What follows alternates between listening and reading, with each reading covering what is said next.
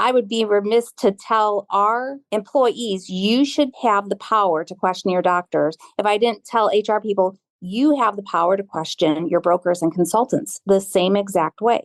Don't conduct your analysis in isolation because data is so incredibly powerful. Not defending just the tribe, but defending the organization. Those creative people that you really want to keep empowered, keep excited, keep motivated, keep thinking. A good experience pays dividends down the line. Stereotypes tend to break down in proximity. Welcome to We're Only Human, a podcast about human resources, business, technology, and the workplace. My name is Ben Eubanks, your host, and I'm so glad you're here. Hey everyone, Ben Eubanks here for We're Only Human. I'm so glad to have you here and looking forward to a fun conversation. So I had the pleasure a few months back, goodness, it seems like forever ago now. I was at an event. I was sitting there in the back of the room, listening to a session. I don't always go to sessions. There was one I was kind of curious about. And Melissa Cassidy was presenting there. She's here with us today. She was presenting on some of the strategy around benefits and supporting our people. And I will tell you that when I worked as an HR leader, benefits is my least favorite thing. And yet listening to Melissa talk about it, I got all fired up in the best way. So I'm hoping today she'll bring that same energy, that same fun, insights, ideas, all that good stuff to all of you. So Melissa, with all that ado, welcome. Glad to have you. Thanks for having me. I appreciate it. Yeah, for sure. Well, I meant what I said. I really did enjoy it thoroughly. I think I sent you a note on LinkedIn afterwards, like, I've got to have you on the podcast. You're willing to do that. Like, that was a great story. So before we get to some of the fun stuff that you've seen, you've experienced, you've been leading some of the changes on, would you take a moment, let the audience know more about who you are and what you do, please? Sure. So in a nutshell, I like to describe myself as a benefit enthusiast with a salesperson attitude at heart. So I've kind of played on both sides of the fences. I started my career in human resources for an employers association. So I got my feet wet just answering calls for our members on a variety of different topics, and then stayed there for about 8 years. Someone dangled $600 in front of me to get my license for health insurance. I was young. 600 seemed like a lot, so I signed up for it. And a few weeks later, I was an insurance broker.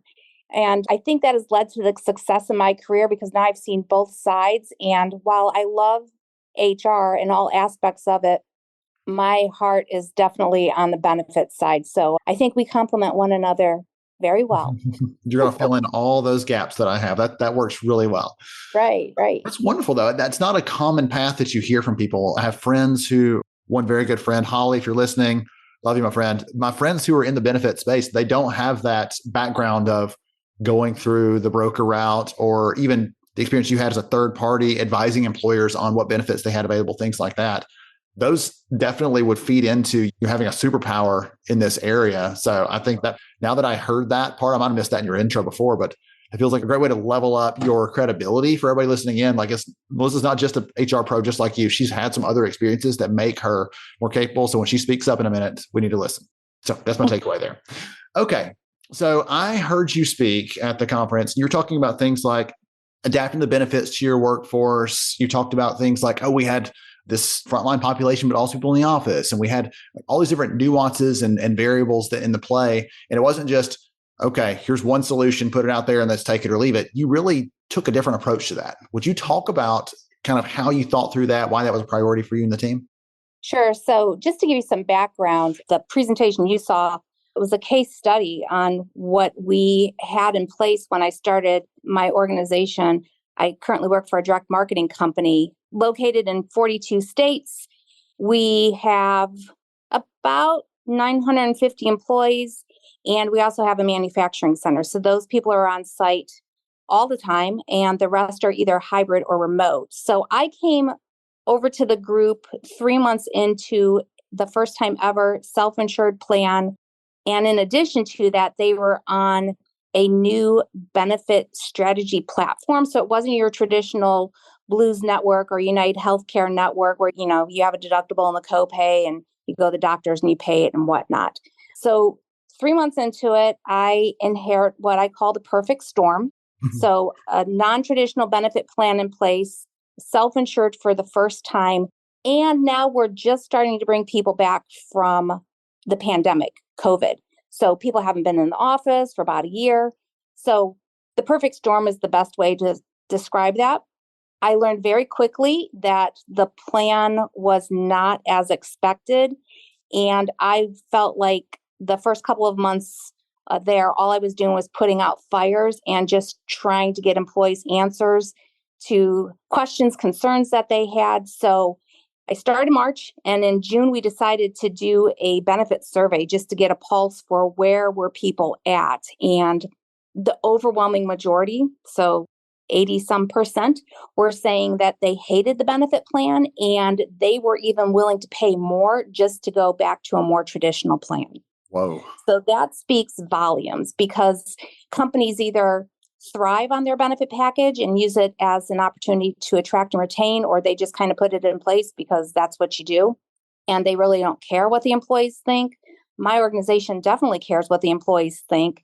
And we heard loud and clear that this was not a plan they wanted. And the fact they were willing to pay more just to go back to a more traditional plan was speaking volumes. That is incredible. Goodness. Okay. So I can imagine some of the leaders listening in here, if they did that survey, they may get results where a significant portion of the people are maybe not happy with a new benefit or the way things are going or something else. I'd imagine that takes some measure of strength or fortitude or whatever the right word is, courage, to go back to the leadership and say, listen, our people don't like this. We have to change. Any advice for someone else who has to do that same thing? Is it, hey, do a survey so you have data behind it? Is it know your options so you're going back with actual answers, not just saying, this doesn't work, what are we going to do? What advice would you give someone else who might be in that same situation? Right. So I think this is where my sales background comes into play. If you want to get buy-in from senior leadership, you have to come with data. And you have to come with data that's quantifiable, data you can measure. So we had a foundation now. This is what our employees think. This is the percentage. We were able to show, how many calls we were taking per day, just trying to fix situations employees had gotten themselves into and no way to get out. And then we looked, at some of the soft cost as well. How much time were employees taking away from their actual work to try to get these problems resolved on their own? So to be able to have that data and present it to leaders, plus knowing that there are alternative plans out there where we could get results in savings if they were designed the correct way, that's beneficial. But a takeaway, if you don't have that broker background or that sales background, at least start with basic numbers. And doing a survey, we use SurveyMonkey, so that didn't even cost us any money. And just start very slow. So when we initially got those results, it's not like we were going to change the benefit plan mid-year and just, toss it out. We decided that we would take baby steps. What could we start solving right then and there? So first thing we did is we just started doing webinars with the current carrier and opened up discussions for people to call in to do virtual visits, and then brought people on site just to do fireside chats so they could say, this is my problem, or this is my concern, this is what I'm running into, how do I navigate it? So that started to show employees right from the start that we were serious about trying to redirect and correct the course.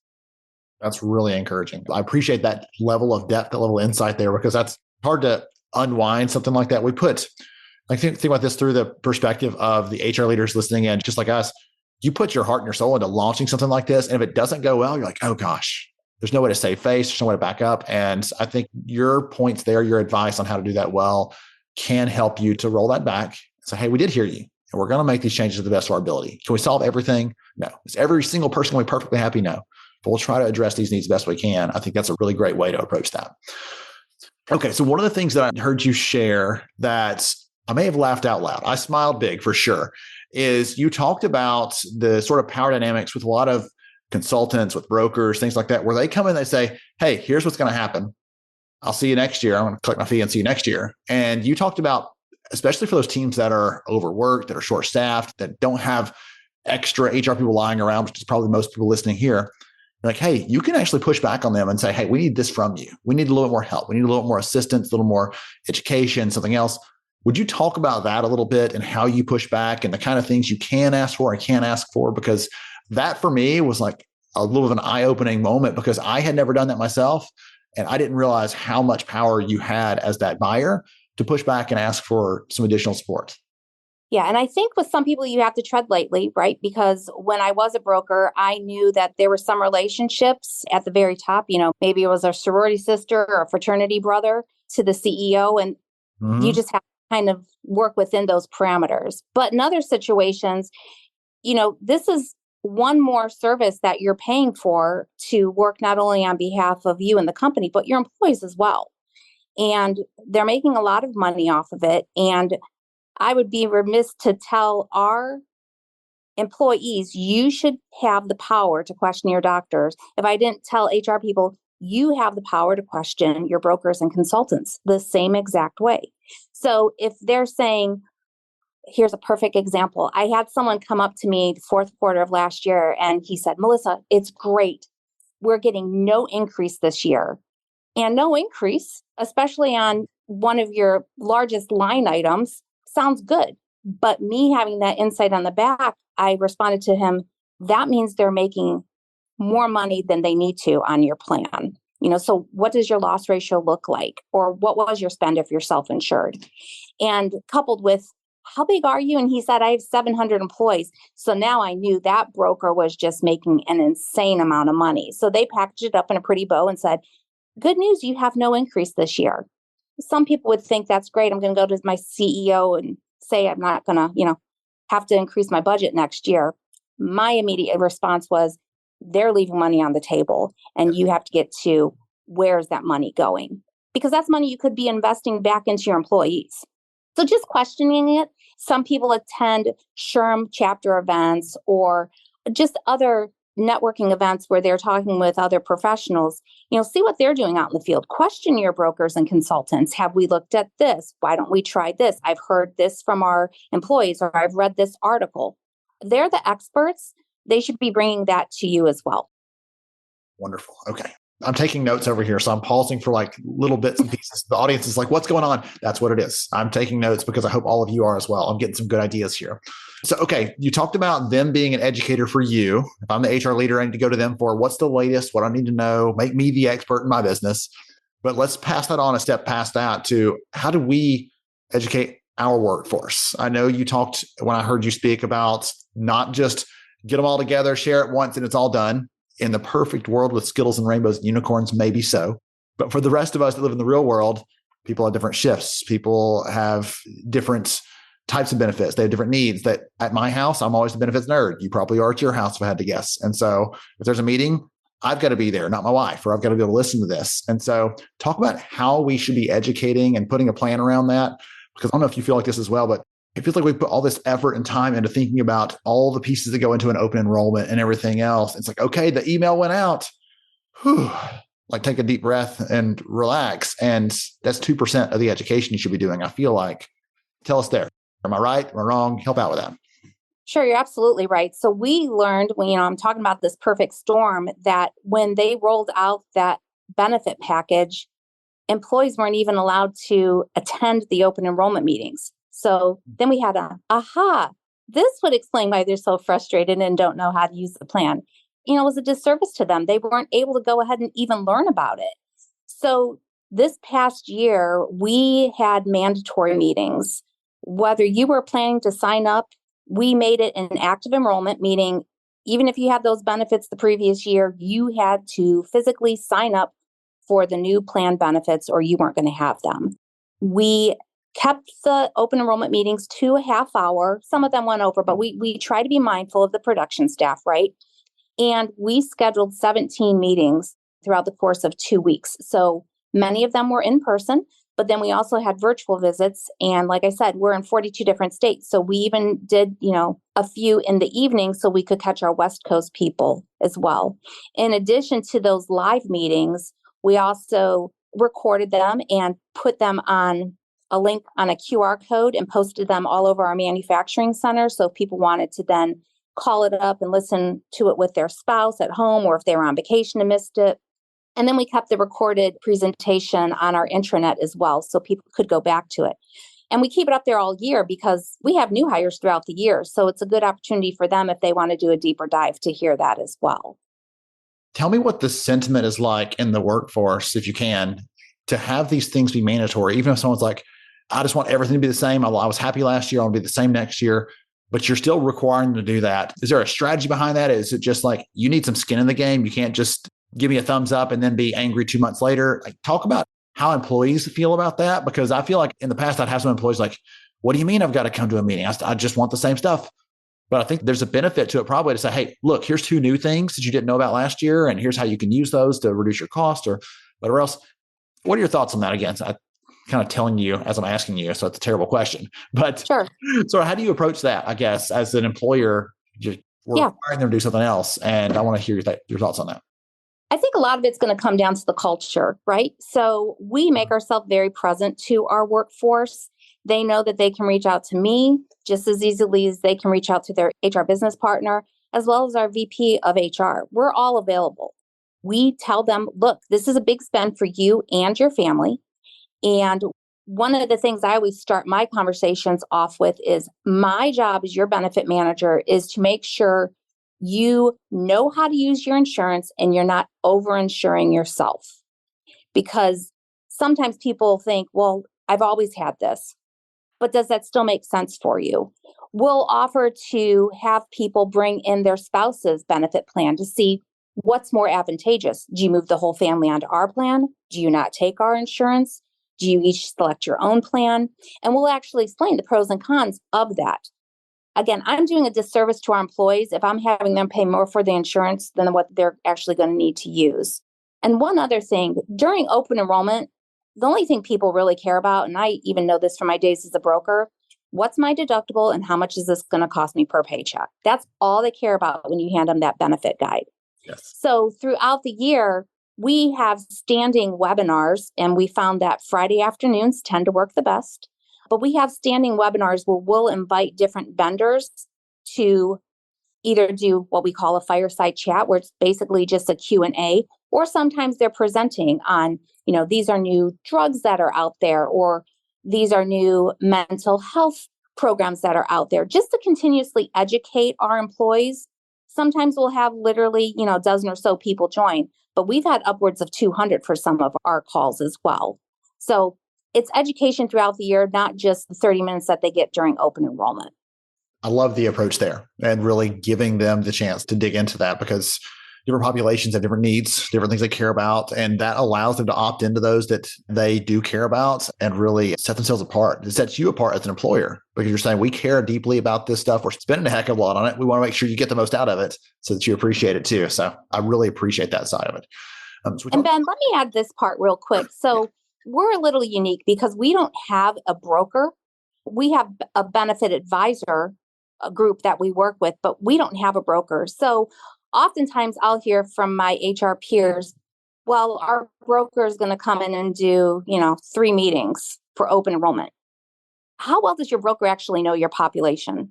I remember when I was a broker, one of the presidents of the client I was going to that day for open enrollment said, you better not come in suits, because you walk through that door in suits, our employees aren't going to pay attention to you. So if you are leaning on your brokers to go ahead and do those open enrollment meetings, let them know about your population and what to expect.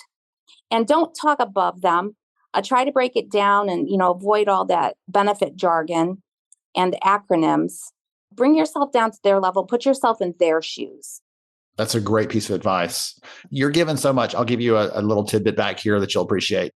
One of the things that when I speak on AI and generative AI and ChatGPT and some of those kinds of tools is anyone can plug in their benefits sort of summary they're going to send out and say, make this readable for X, right? If you have a bunch of people working out in the shop and they've not even all of them graduated high school, they just got their GED, like make this understandable for someone with a 10th grade education, and it can rephrase and rewrite some of those things. You need to go back in as a human and fix that. But like some of those things like that, make it tailored to that person. Same thing you're saying here when it comes to, if you have someone come in, don't let them do it cold, because it won't land. It'll be a waste of time. Make sure you're preparing them so they can address them appropriately, whether it's what they're wearing, how they're speaking, the things that, hey, our employees care about X. It's their big thing. So make sure it's part of the focus here. You can make sure it's worthwhile and everyone gets the most out of it. Excellent. Excellent. All right. So we talked a lot about benefits plans and stuff. Let's shift a little bit and talk one last thing before we start to wrap up here. I heard you talk about the importance of financial literacy, financial well-being, some of those pieces of this as well. And I thought that was just, a fun way to take this in a little different direction. Anyone who's listening and thinking about just the nuts and bolts, like you've been sharing so far, of benefits, they think the different health plans and those kind of things. But there are other things, other types of education, other types of support we can give our people. Would you talk about that and how y'all have looked at and focused on that and made it a priority? Yes. So when we talk about benefits at my organization, we not only talk about the health side of it, but also financial and mental well-being. So we're looking at physical, mental, and financial wellness of the employee. And I always joke and say, what's the point of getting to retirement if you're going to die as soon as you retire? We want you to go into your golden years able to enjoy your retirement. So it's two-pronged when we address that. From the financial side, we have financial advisors. However, going back to knowing your audience, we call them the money coaches.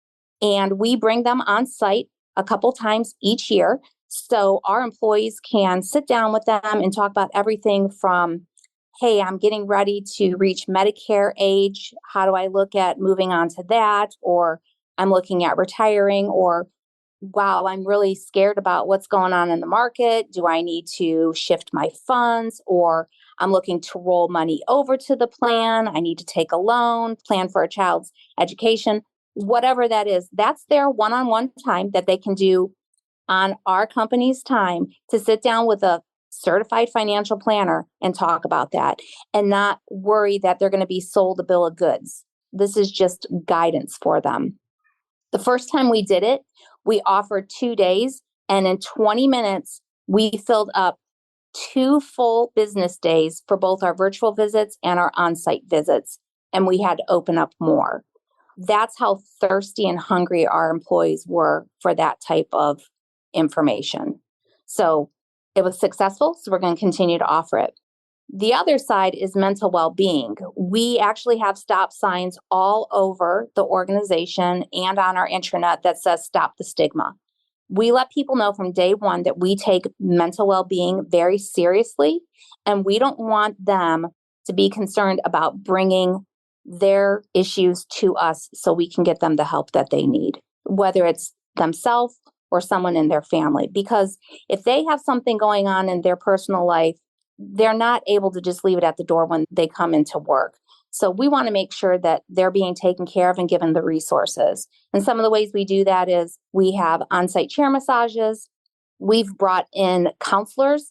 You know, if we've had a death at the organization or there's been announcements of changes happening at the organization, we'll make counselors available to them that they can just kind of drop in and have that conversation.